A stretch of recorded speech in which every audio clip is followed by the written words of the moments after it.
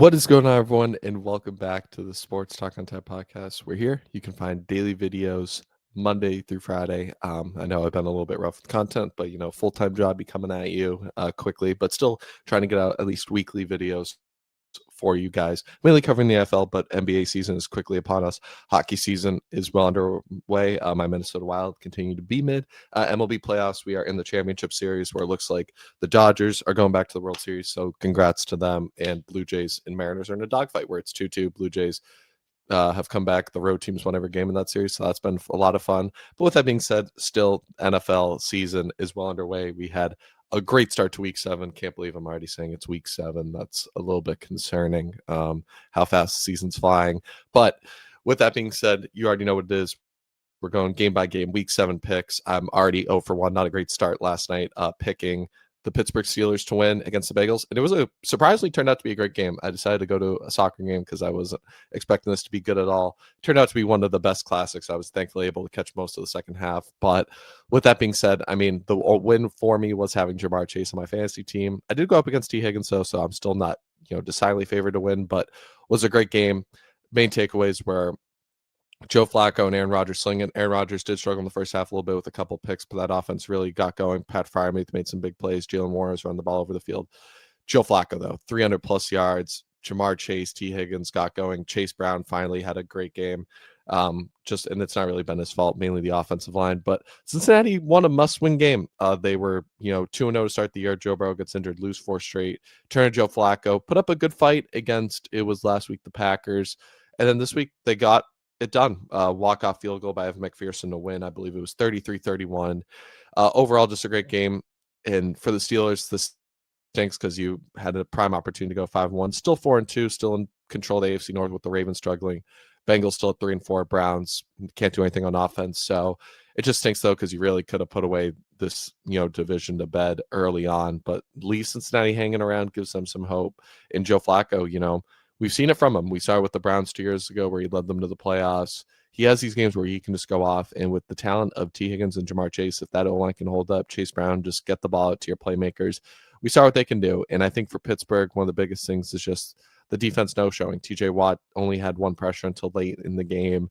The secondary could not stop a nosebleed even on that final drive when Aaron Rodgers makes a great 2nd and 20 throw to Pat Freiermuth for an 80-yard touchdown. The defense lets Ja'Marr Chase get 2 easy receptions and immediately in a field goal range. So, it stinks, yes, but still a lot of hope for the Steelers, a lot of optimism coming off their Week 6 win. I forgot who they beat. It slipped my mind, but still, it's been a chaotic NFL season. I think it's been one of the best NFL seasons in a while because it really is. I think the statement of any given Sunday is the most true this season, where just one team can beat a team, no problems, and a lot of upsets have been happening this year, and that's really affected my pick record, or just me not predicting the right upsets recently. But still, going to keep trying, keep plugging away, and go game by game and see what happens. But with that being said, once again, we have a 9:30 start on Sunday, rise and grind, and what should be an exciting one, because typically, like last week, the London game was Broncos-Jets, and that sucked. Just a really grimy defensive battle. This week, though, we got 2 very high-flying teams in the Rams and Jaguars. Jaguars are used to this London trip by now. Rams will be their first time in a while. For the Rams, they are coming off an ugly win against Baltimore. The offense just did enough. Puka Nacua was out. He did go out early, in the first half, with an ankle injury. So the biggest question mark for me in this one, obviously, is part of it, will he play? But also just the way, I know Cooper Rush was in, but the way it was, looking, it was the Rams were on upset watch with Nacua out, still tied early 3-3, but the Rams just find a way to do enough. Devontae Adams has really stepped up into the role, but I don't think Nacua will go in this one, but still the Rams, Kyron Williams, Devontae Adams, I think they have enough playmakers in this one. Jacksonville's defense has been very scrappy, especially at forcing turnovers. I think this is going to be I think Jacksonville's offense does take, another step up. We saw it last week, even though they did lose 20-12 to Seattle. The defense played, besides Jackson Smith-Njigba, who looks like the best receiver in football right now, the defense played well for the most part. The offense, Brian Thomas Jr. had a big game. He did have 1 drop, but, still Travis Hunter really hasn't gotten going. The ground game is still good with ETN. I think it's going to be a close one. I think it's going to be one of those close game situations, but I just trust the Rams offense still a little bit more, and I think their defense is still one of the best in football. I think they had an off week against the 49ers a couple weeks ago. I think, it's still a tight race in the FC West, and I think Jacksonville, I think they're good, and I know I haven't picked them a lot. They, have surprised me with their games. I think this is really a 50-50 game, but I'm going to go with the Rams. I just think Matthew Stafford, Devontae Adams, Kyren Williams, they do enough. I think Jared Verse makes one big play in this one to disrupt the game. Byron Young, and even though the secondary is a little suspicious, maybe this is the week Travis Hunter can get going. Brian Thomas Jr. continues his momentum. I think it's going to be a closer shootout type of game. I think Jacksonville, will do its job, force a turnover or two. But I got the Rams winning 27-23.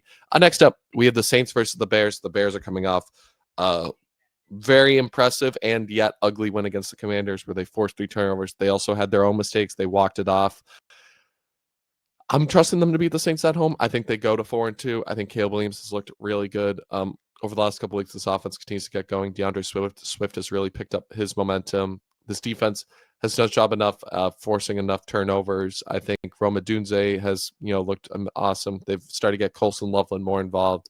I trust the Bears in this one. I think they'll do enough. DJ Moore at home. I think the Saints will keep it close. That's what they've done all season. Spencer Rattler's been playing some good ball, but still, I think the Bears all around a more complete team, better coach with Ben Johnson. Give me the Bears to win at home. Next up, Miami versus Cleveland.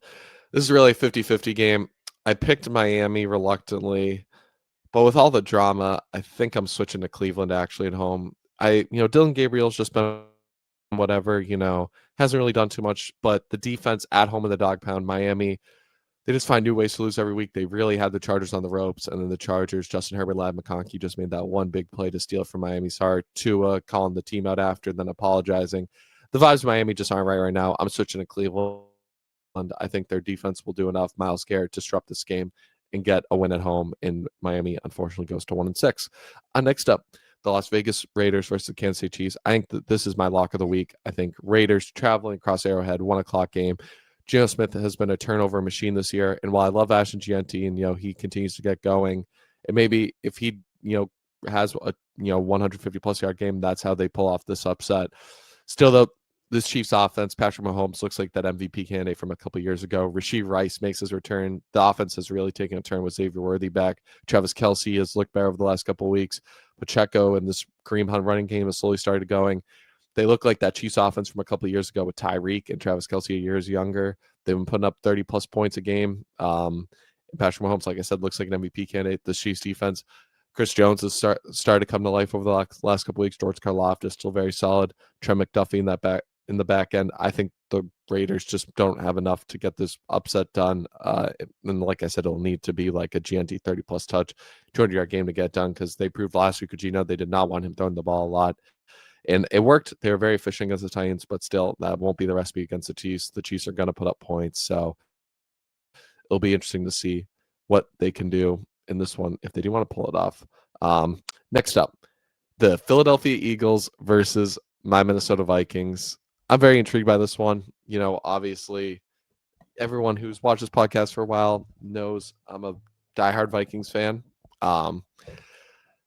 It's been an interesting 3 weeks, obviously, just with the McCarthy, in and out of the lineup, Wentz coming in, playing step up. Sorry, I'm just charging my computer. Wentz coming in over the last couple weeks, doing a good job gunslinging the ball around for a little bit. I don't know. I think the Eagles, they've lost 2 in a row. Obviously, their momentum looks dead. The offense, looks very predictable. Saquon hasn't looked the same. And both teams are getting healthier. Quinyon Mitchell might be able to go in this one. Landon Dickerson. But for the Vikings, Donovan Jackson will come back. It looks like Brian O'Neill might be coming back. Blake Cashman's going to come back. I don't think Van Ginkel will go, but he's limited. It looks like Wentz, like I said, though, will be the star in this one, at least for another week. I think this is going to be a close one, but I'm taking the Vikings at home. The Eagles just don't have momentum on their side right now.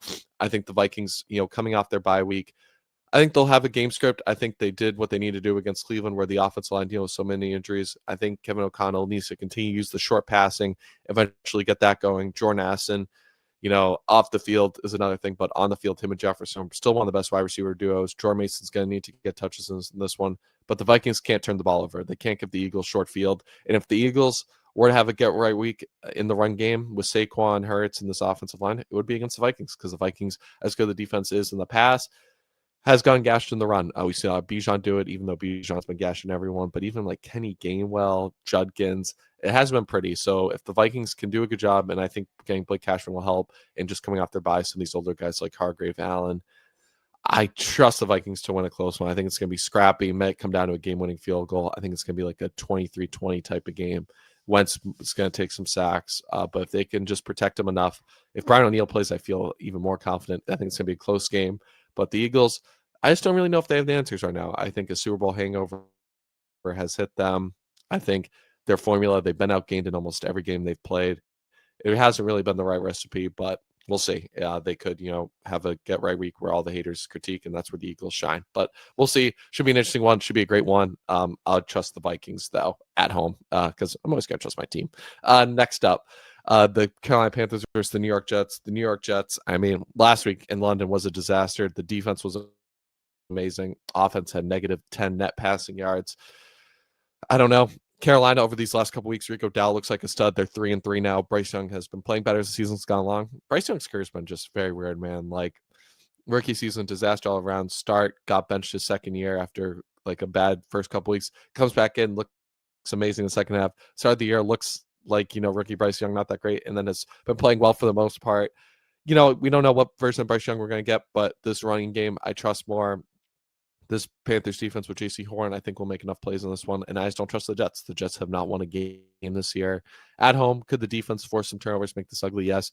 But their offense has really not proven a lot to me outside of week one, and they still found a way to lose that. So I'm taking Carolina. I like their momentum. Rico Dowdle, Ted McMillan's a stud. I think this offense has enough playmakers to get it done. Next up, the Patriots versus Titans. Patriots, man, have looked amazing. That win over Buffalo. Drake May looked great against the Saints. If it wasn't even for some like Diggs penalties on offensive pass interference and holding, they would have had even more points.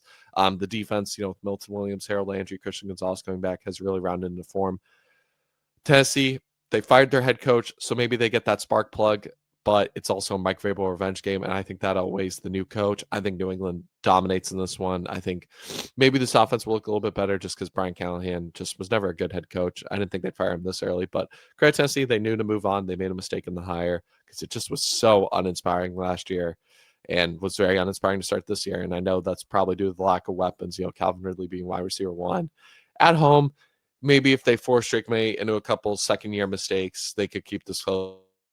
But the Patriots just look way more balanced right now. Look like a favorite with the Bills to win the AFC East. So give me the Patriots to win this one and go to 5-2. Next up, the New York Giants riding the high. Winning that Thursday night game against the Eagles. Jackson Dart, Kim Scadaboo, really bringing revitalization to that Giants front office and the team as a whole, the fan base, and Brian Dable's coaching career. But in Denver, I know Denver's offense looks so unimpressive, and they're going to have those weeks. But back at home, the Giants front seven is dangerous. I think this is going to be an ugly, like 17-10 type of game. But Denver's defense is elite, man.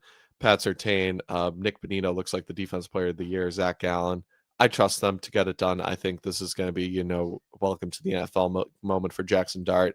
I think him and Cam Scadaboo won't be able to do enough, and especially without Malik Neighbors on offense. I think this is going to be a week where they're going to miss him. I think it's going to be close, though. Like I said, the Giants front seven is very good. They're going to be scrappy, but I think Denver will have enough success, whether it's with J.K. Dobbins throughout the year. I think they have a little bit of a bounce back week on offense. Maybe they put up 20 points or something in like a 20-10 win at home. I think Denver improves to it'd be 5-2 or 4-2 for them. Next up, Indianapolis versus Chargers. I think it's going to be a great game. But I'm taking the Colts. The Colts look like one of the best teams in the AFC West, one of the most, AFC South. They look like one of the most complete teams. Danny Dimes has looked like an MVP candidate. Jonathan Taylor's looked like an MVP candidate. They got a bunch of different weapons. Tyler Warren, Michael Pittman, Alec Pierce, Josh Downs, A.D. Mitchell.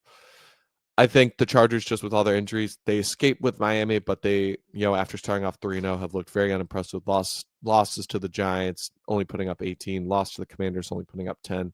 And scraping by against Miami. And, credit to them, they got it done. But Indianapolis, I think, is a much more complete team right now, just with all the injuries to the Chargers. I think Indianapolis gets it done on the road.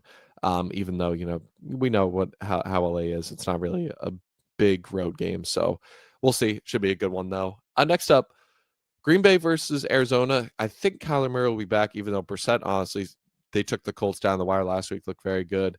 I think Green Bay wasn't an impressive, win last week, to say the least, against the Bengals, but, given the Browns game and the Cowboys, they found a way to get it done.